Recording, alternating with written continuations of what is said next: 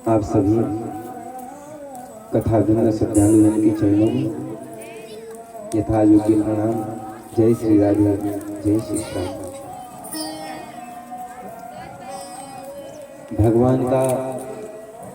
भगवान की ये कथा हमारे जीवन में सरलता से प्राप्त हो जाए, सरलता से मिल जाए तो जान लीजिए आपके ऊपर भगवान की बहुत कृपा है। अगर सरलता से भगवान की कृपा आपको प्राप्त हो जाए, भगवान की कथा आपको सुनने को मिल जाए तो ये जान लीजिए कि हम पर भगवान की बहुत कृपा है। क्यों? सुर दुर्लभ सब ग्रंथ लगाओ, ये बहुत सुर दुर्लभ है। ये देवता तरसते हैं इस कथा को सुनने के लिए, और हम इतने बड़े भाग्यशाली हैं कि ये कथा हमको प्राप्त हो रही है, वो भी सुलभ से। आपके गांव में ही आपके द्वारा इस कथा का आयोजन कराया गया, तो आप लोग मानते हैं ना कि आप बड़े बड़े भाग्यशाली हैं।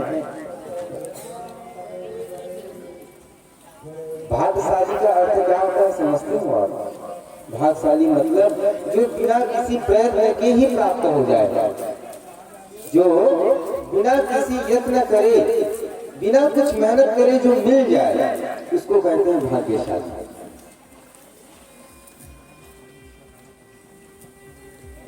जीवन में जीते जीते वो कर्म करके चलिए कि आपको ये बार बार सुअवसर प्राप्त होता रहे, भगवान का नाम गुनगुनाते रहे, भगवान का नाम का चिंतन करते रहे, जिससे आपको ये भगवान का कथा श्रवण करने का फल प्राप्त होता रहे। ये अवसर आपके जीवन में बार बार आता रहे। जीवन जीना इसी का नाम है। कथा सुनकर ही, कथा रसपान कर ही जीवन जिया जाए तो जीवन बन गया हमारा। भगवान ने हमको ये मनुष्य जीवन कथा सुनने को ही दिया है। सब करते हुए कथा सुनते रहिए और भगवान ने अपने चित्त को लगाए रहिए। और जिस दिन कथा सुनते सुनते आपका चित्त निर्मल हो गया तो भगवान की प्राप्ति होने में विलंब नहीं लगेगी। जीवन का उद्देश्य बना लीजिए, जीवन का एक रास्ता बना लीजिए, जीवन का एक ढंग बना लीजिए कि कथा के बिना हम नहीं रह सकते, कथा सुनना ही है। अरे गांव में नहीं हो रहा है तो आपने घरों में दूरदर्शन के माध्यम से, मीडिया के माध्यम से प्रचार होता है, वहां कथा सुनिए। वो भी नहीं है तो आप सभी के पास मोबाइलें आ गई हैं, उनके माध्यम से कथा सुनिए। अगर वो भी नहीं हो रहा है तो घर में कोई भी संत होंगे, बुजुर्ग होंगे जो कथा कहते होंगे, कथा सुनते होंगे, उनके पास जाइए, उनसे कथा सुनिए। लेकिन कथा सुने ना एक दिन भी ना रहे, इतना सा कथा अपना कल्याण करने में सक्षम है। अगर कथा का एक बात आपने अपने जीवन में उतार लिया तो वो सक्षम है, वो आपका कल्याण कर ही देगी, निसंदेह, इसमें कोई संदेह ही नहीं। एक समय की आपको बात बताएं, एक व्यक्ति था, वो ग्राम का सबसे बड़ा आदमी था, बहुत बड़ा व्यक्ति। वो कभी कथा सुनने नहीं जाता था, कभी वो कथा सुनने जाता ही नहीं था, गांव का सबसे बड़ा आदमी था। एक बार गांव में कथा हुआ, बड़ा भव्य कथा का आयोजन कराया किसी ने, तो इसको भी निमंत्रण भेजा गया, बुलाया गया, तो वो जा गया था। तो उसकी पत्नी एक बार बोली, सुनो जी आप कभी कथा सुनने नहीं जाते, जाओ आज की कथा सुनकर आ जाओ, एक बार तो जाओ। पत्नी के कहने पर चला कथा सुना। अब जैसे वो कथा पंडाल के पास पहुंचा, ऐसे पंडाल बना हुआ था, कथा पंडाल के पास पहुंचा तो जैसे ही बाहर आया तो गांव का बहुत बड़ा आदमी है, तो स्वागत करने तो लोग जाएंगे, तो जो लोग कथा करा रहे थे वो स्वागत करने के लिए द्वार पर गए और उनको कहा आइए, बुला कर लाया। उनके लिए एक आसन बना दिया गया, वहां पर गए, बैठ गए। अब व्यास महाराजा कथा प्रारंभ हुई। अब कथा सुनने से पहले उसका नींद पड़ गया। अब कभी तो कथा में आया नहीं तो मन कहाँ से लगे, कथा चालू होने से पहले उसका नींद पड़ गया।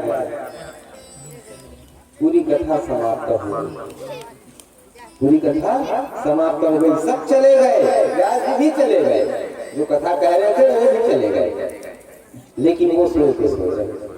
अब बड़े आदमी है, उठाए हिम्मत नहीं करे भैया, कहा पता कहा तो कोई ना उठा। अंत में एक आदमी हिम्मत करके कही, अरे भैया महोदय जी चलिए कथा समाप्त हो गई, उठिए। वो वहां उठा, क्या कथा समाप्त हो गई? कहाँ कथा समाप्त हो गई? बड़ा आनंद आया कथा सुन के। सुना ही नहीं है, जब से कथा पंडाल पे आया था सोया है, अब उठ के कह रहा है बड़ा अच्छा लगी इस कथा सुन।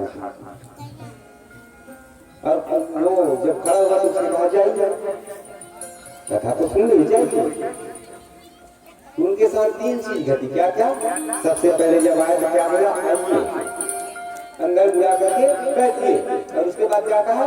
जाइए। बीच में कुछ नहीं हुआ, वो कुछ नहीं सुना है। गया घर, पत्नी ने पूछा, जो जी आज सुने करके कथा?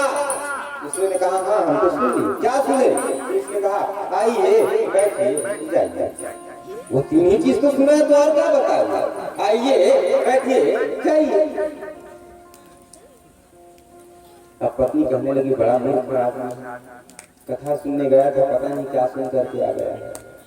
तो पत्नी कहने लगी इसको कुछ ना कुछ लोभ दिया जाए, बड़ा आदमी पैसे का बहुत लालची है, इसको लोभ दिया जाए। तो सुनो ये महामंत्र है, किसी का जाप करते रहना, रोज जपते रहो किसी को।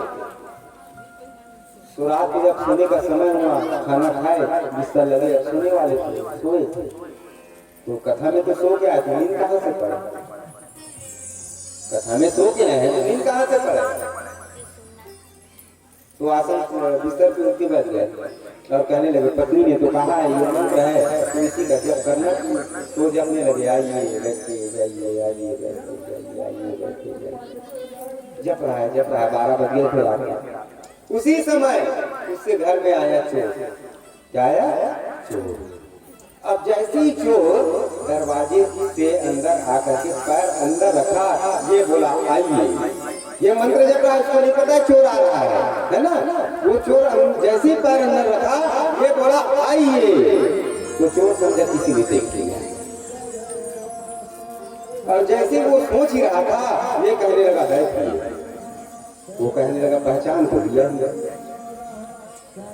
तो दबे पैर पीछे निकलने लगा, भागने लगा। तो ये कहने चाहिए, तीन ही शब्द तो सीखा है, आइए बैठ के जाइए। तो जैसे ही भागने लगा तो एक बार जाइए। तो जो सोचने लगा पहचान तो लिया ही है, कल गांव में ये जरूर मीटिंग करवा के उनको पकड़वा ही देगा। तो क्या करना चाहिए? इसी के पैर में गिर जाना चाहिए। दौड़े दौड़े गए, लाइट तो बंद था, अंधेरा में था, है ना? तो पूरा पैर उसके जितना भी और दूसरों के घर से चोरी करके लाया था ना, सब उसके पैर में डाल दिया। करने लगा क्षमा कर दिया।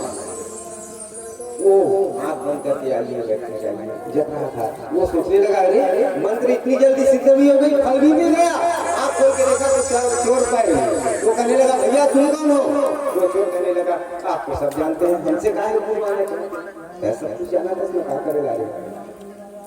अच्छा ऐसे बोले तो कहने लगा इतने दीवाने तो जाके जो चोरी का माल वो भी उसके पास ये ले लिए, किसी को कहिएगा।